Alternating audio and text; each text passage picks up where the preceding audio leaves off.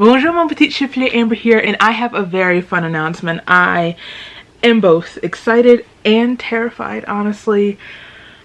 I'm sure you've put it together based on your deduction skills and the title and thumbnail of this video. But welcome to Maybe It's Melanin Book Club. Maybe it's Melanin. Applause, applause. I have been toying with the idea of starting a book club for so long now, but I kind of had it in my mind that with the 1,001 other book clubs coming out every single day, people wouldn't be interested in an additional one. Least of all for me. I'm not fishing. Chill. I was also a little daunted by doing, daunted by? Is that the phrase? I was a little daunted by doing it on my own, but then I'm like, I'm an only child. I am used to doing things on my own. I thrive independently, so here we are. I have had this name just in my pocket for a while now. I was actually a part of another project last year, the year before last, and Maybe It's Melanin was actually my suggestion for the title of the club. It was ignored, but that's trust me, that's fine, because I got to keep it for myself. And then anywho, let's move on from that. So let's talk about the club itself here at Maybe It's Melanin, MEM if you will. The objective basically is to read, consume, uplift BIPOC authors, BIPOC stories, BIPOC creativity. You do not have to be a member of a BIPOC community to be a member of the book club, but you have to be willing to read and uplift and everything that I just said, you know? So there is a membership form for you to fill out that just has, you know, basic information, name, email, all the important tidbits, and then afterwards you will receive an email with a Discord link. How exclusive. At the moment, or at least until 2023, the book club will be based on Discord for several reasons, one of which is because I just want like a kind of exclusive, chill place to hang with like my book friends without a lot of pressure. I am not very good at like hosting live streams or sprints or whatever. I also, the thought of like, God, this is confession time, give me a second. Right now, the thought of like reaching out to other people to be like, hey, you want to co-host a live stream with me is very anxiety producing. So we're working towards that, I guess. Maybe we'll see how this works. Right now, if we enjoy this setup, we might just keep it as is. And number two is that initially right now, I'm not expecting a lot of people to join. So like I said, once again for the 1,000th time, I think a smaller setting would work better at the moment, you know? The book chats will be held at the end of each month. I know a lot of book clubs will have their chats and live streams at the beginning of the next month. But I personally need to have all of everything wrapped up with the book at the end of the month and then be able to move on to the next one. I will be unsettled. My spirit will be unsettled and ruffled. Okay, so about the books themselves. I wanted to post this announcement video in May so that I would give anyone who's joining time to get the books, read and like prepare themselves. But I was actually waiting for the last book, the September book, to arrive. In the end, I had to cancel my online order and go to the bookstore and pick it up, but none of that matters. Anywho, our July book pick is What the Fireflies Knew by Kai Harris.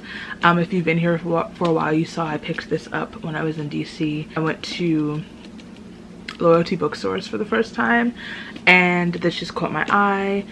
Briefly, I'm going to read the flap of the book.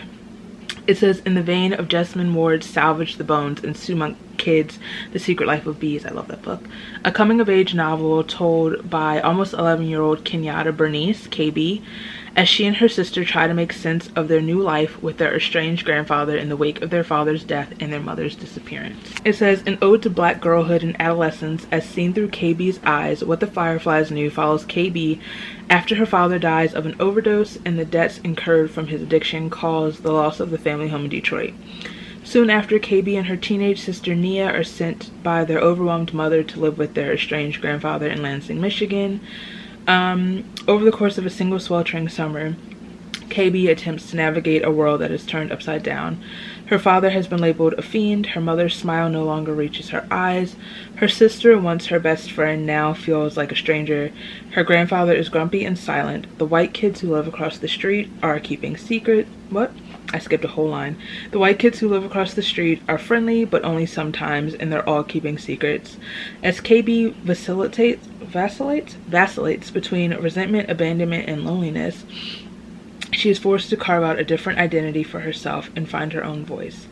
A dazzling and moving novel about family, identity, and race, What the Fireflies Knew poignantly reveals the heartbreaking but necessary component of growing up, the realization that loved ones can be flawed and that the perfect family we all dream of looks different up close. Of course, I had to start this book club, this BIPOC centered book club with a black author. The book chat for this will be on July 30th.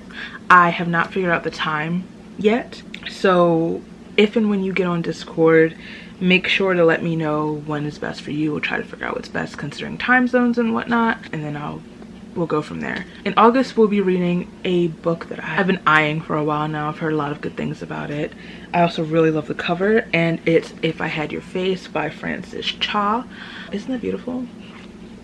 And it says, Kiori is an electrically beautiful woman with a hard-won job at a soul room salon, an exclusive underground bar where she entertains businessmen while they drink. Though she prides herself on her cold, clear-eyed approach to life, an impulsive mistake threatens her livelihood.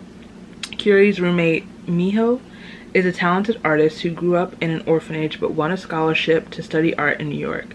Returning to Korea after college, she finds herself in a precarious relationship with the heir of one of Korea's biggest conglomerates.